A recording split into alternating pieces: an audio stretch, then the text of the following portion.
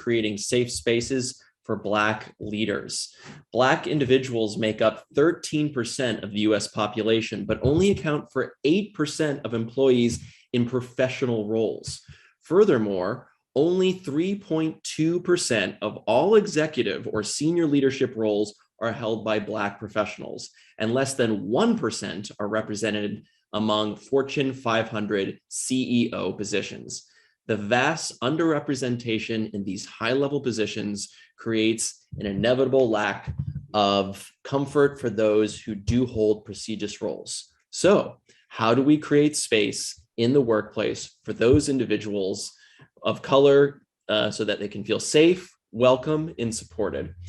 In this talk, we will sit down with Ajah L. Amos, the Director of Strategic Partnership for the UnitedHealthcare Community Plan of Virginia, as she provides knowledge, experience, and answers questions on how we can create safe spaces for Black leaders in our organizations. And the conversation will be moderated by our very own Leslie Karstens. I pass it over to you too. Thank you, Hunter. And Ajah, welcome. I'm so excited about this talk. And I thought we'd start off with just really diving into your journey and how you got to where you're at today. Oh my gosh. Well, my journey is unique in that I kind of live double lives. So I've been working in managed care for over 20 years. And I started right out of college, working as a certified coder. And then that was on the provider side of the house, so physicians, hospitals, et cetera. And then I moved into managed care, and I really just worked my way up from an entry-level customer service role. And then I got into the realm of doing outreach in the public sector. I was first introduced to Medicaid, which is the program that I support today, probably 15 years ago, and have progressed through network management roles to the role that I'm in today. And then parallel to that, I've also served in the Virginia Air National Guard for 21 years now, and I've worked in a few roles, starting in munition systems specialist, paralegal, and I now currently serve as the Wing Equal Opportunity Director for my unit for about 1,300 airmen.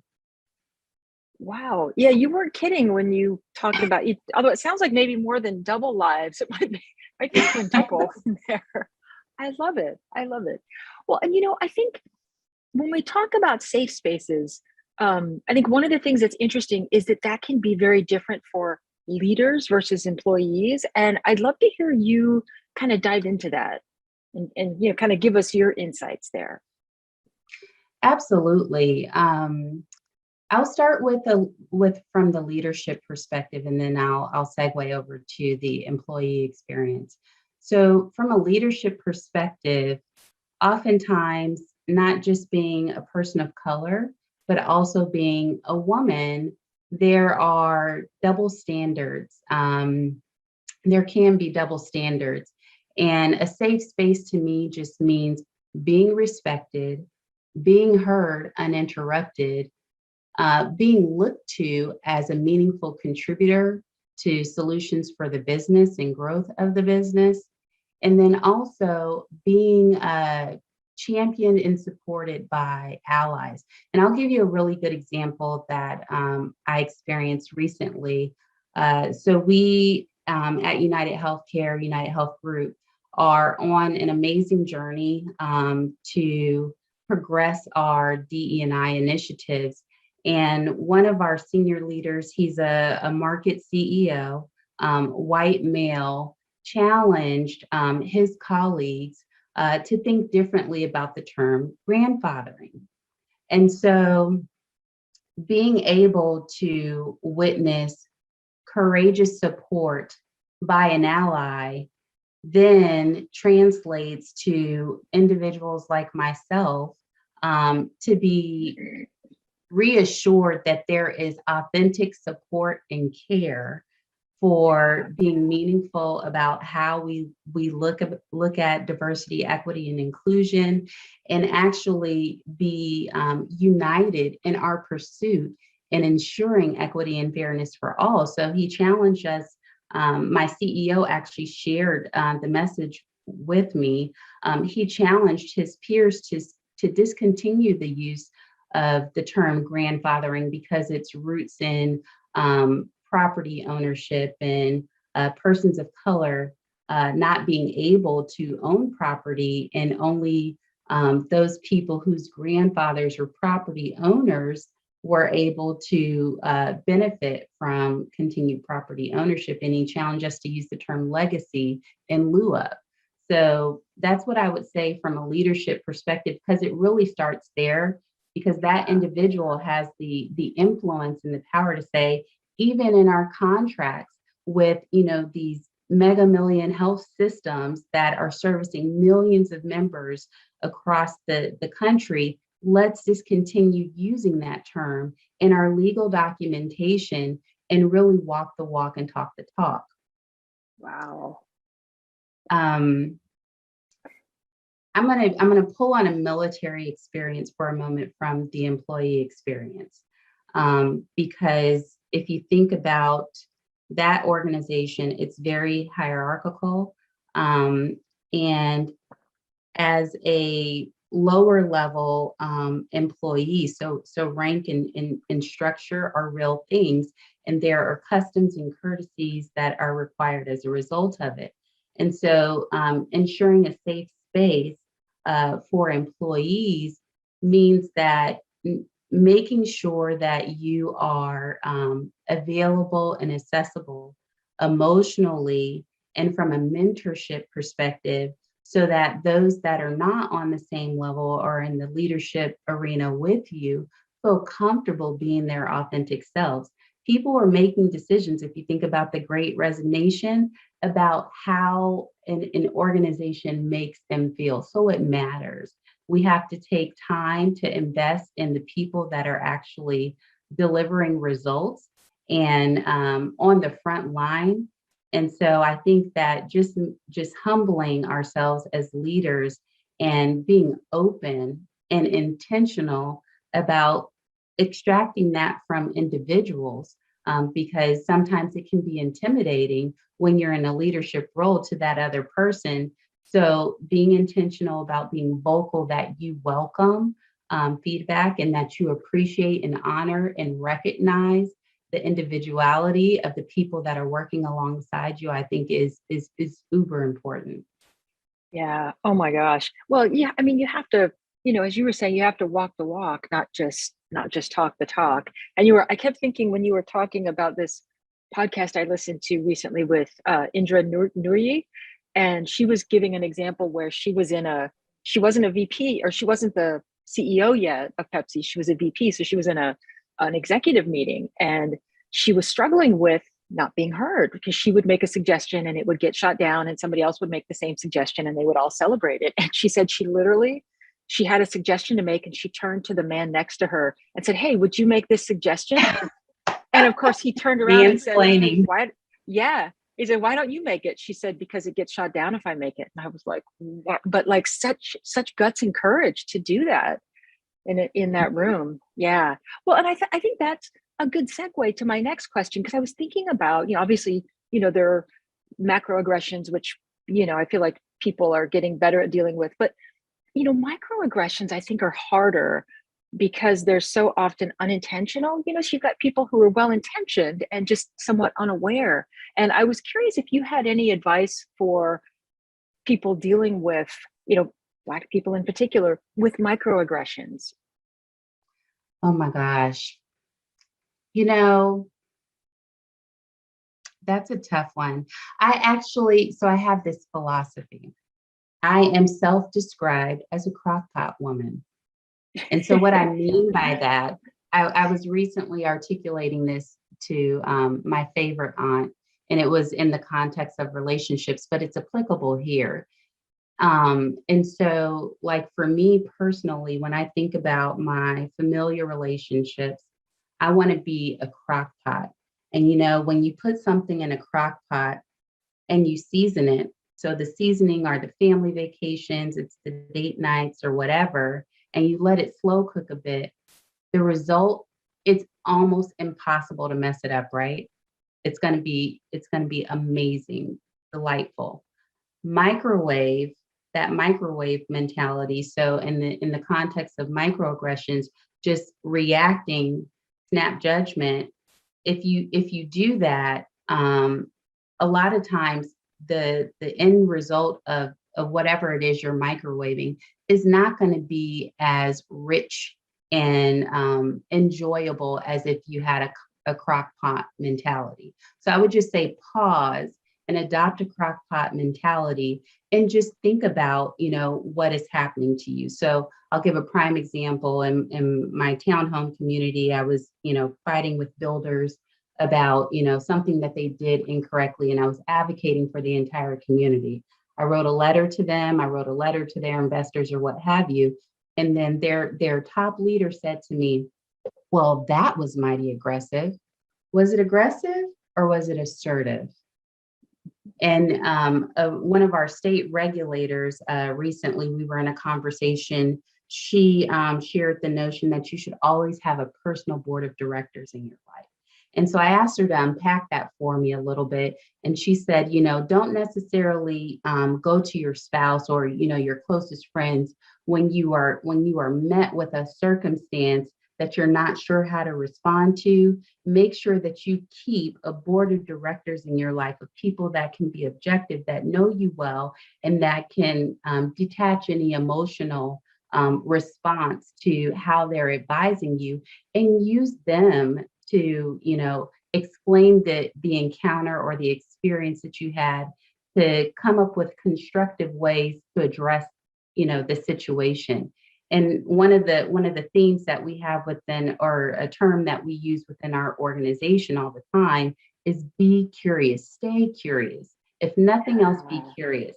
And so oftentimes when people are throwing out micro insults or what have you, sometimes they're unaware, sometimes they are aware. But if you stay curious and you ask those open-ended questions, and say, well, what did you mean by that?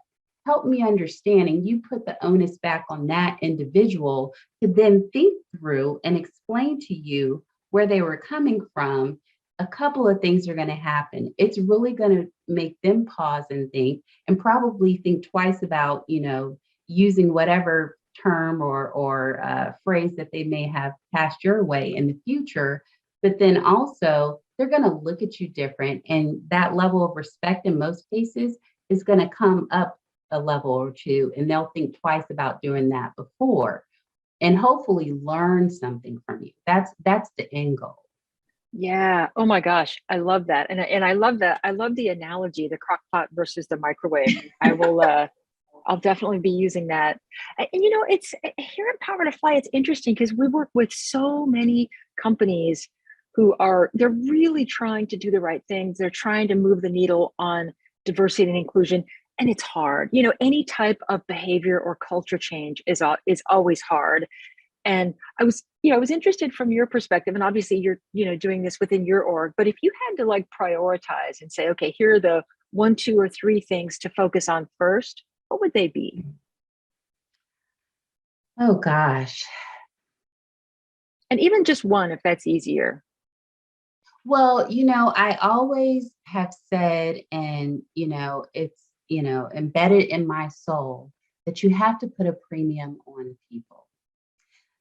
In my world, and in the healthcare world, I'm always looking at the macro picture, and I try and, bring that down to the very front level so that people can understand how they fit into the big picture. But as organizations, especially Fortune 500 companies, you are in a unique position to not only flex your capital and your status, but you can cascade that to the masses and cast an amazing leadership shadow that's going to influence others. So when you put a premium on people, and then you're transparent about that, be loud and proud about that, then that, carries over into other industries.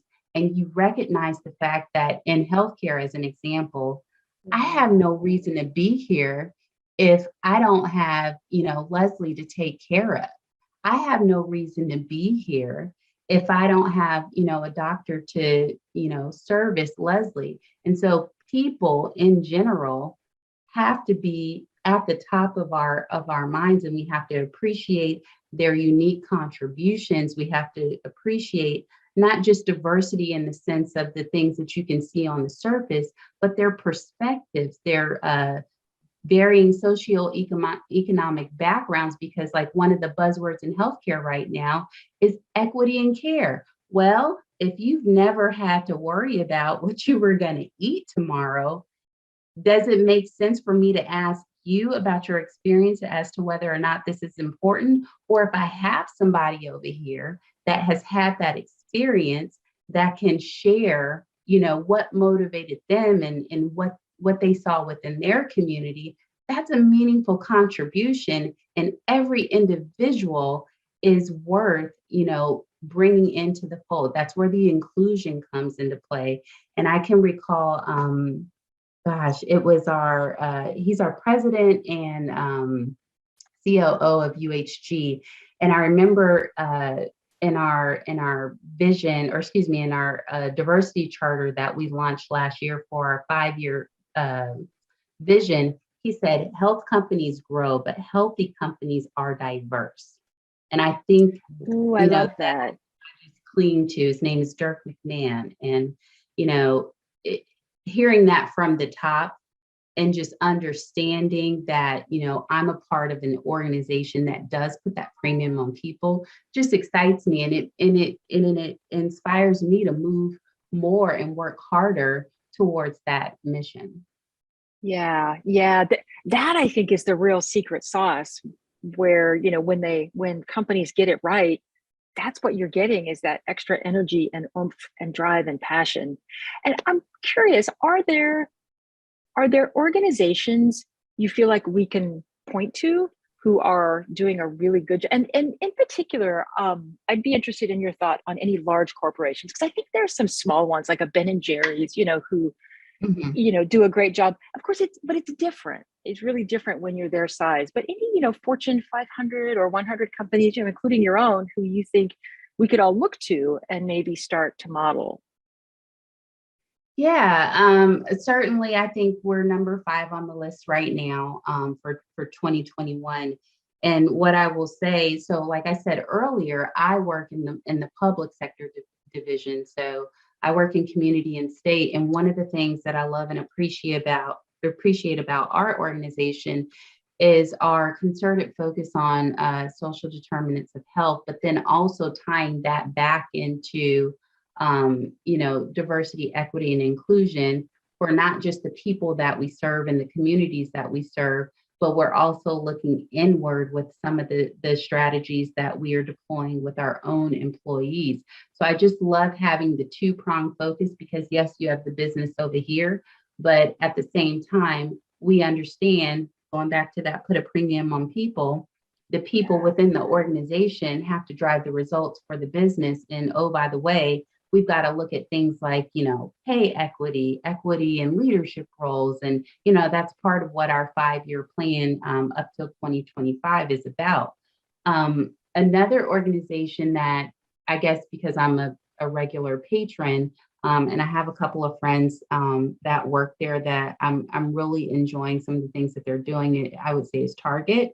I recently bought, several different things for my daughter for Black History Month, but I just love how, in your face, in the community, on the television, you can see how they are advancing that mission and being responsive and socially responsible in the realm of DE&I.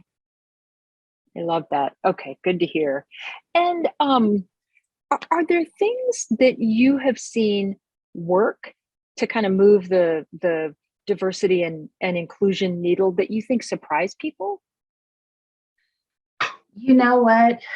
So I'm in a unique position, because so for my health plan, we have local markets, of course, because we're a global company.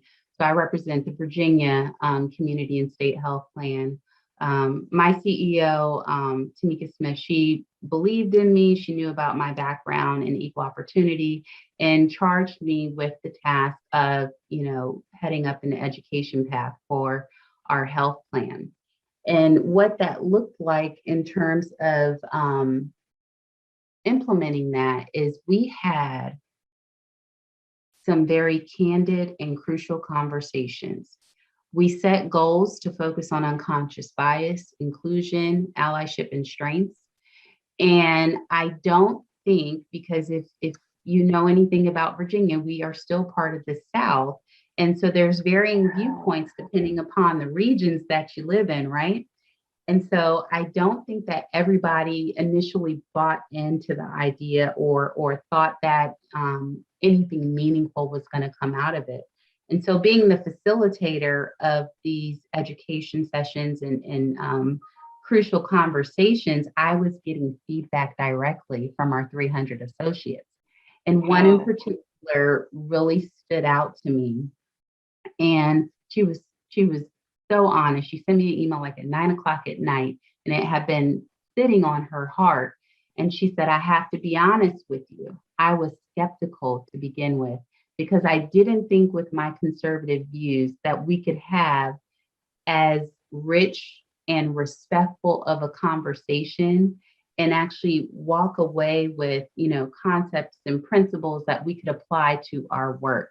And, she just went on to thank me for the way that it was handled in creating that safe space and how it fostered connections that otherwise wouldn't have been had.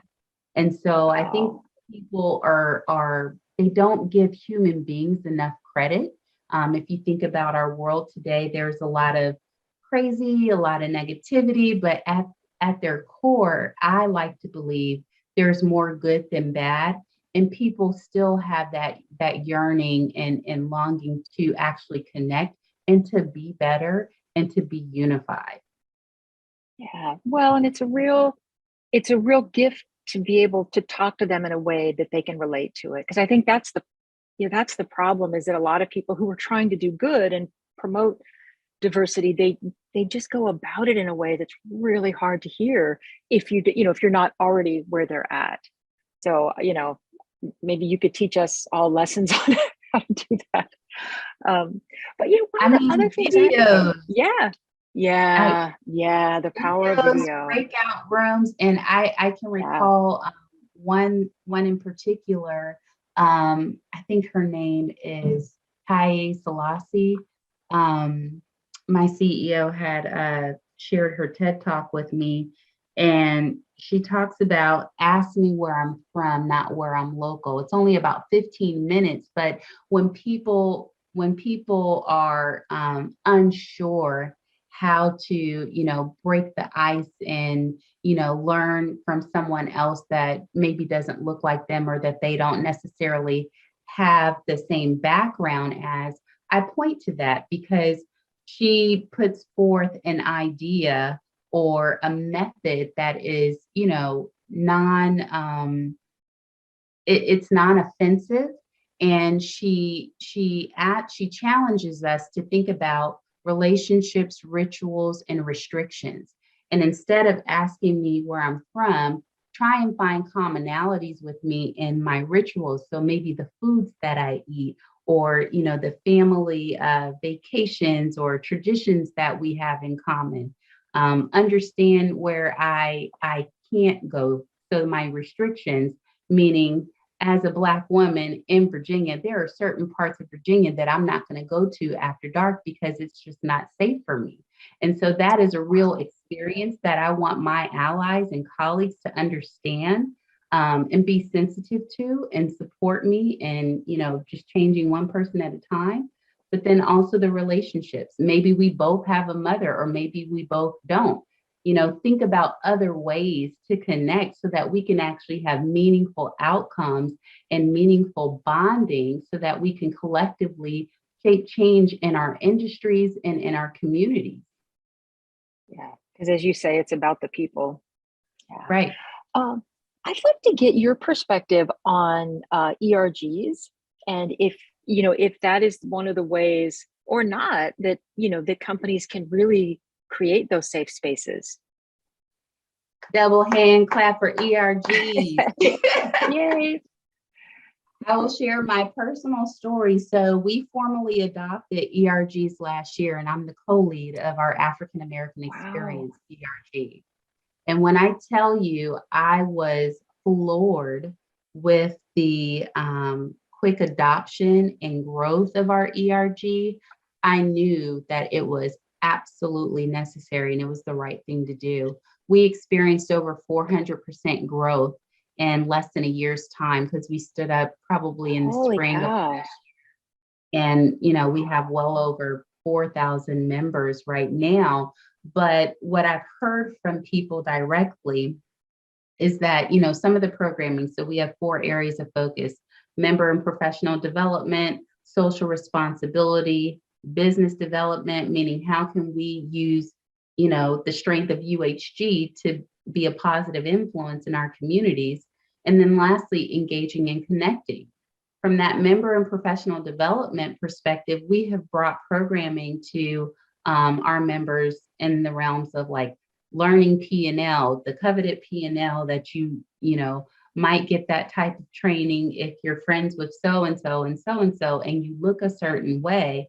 But we leveled the playing field to bring that to, this employee resource group, understanding, how to deal with microaggressions, creating a safe space where people can feel comfortable asking those types of questions, and hearing from our most senior leaders who are invested in the program, and making sure that they give that mentorship and they give that wise counsel.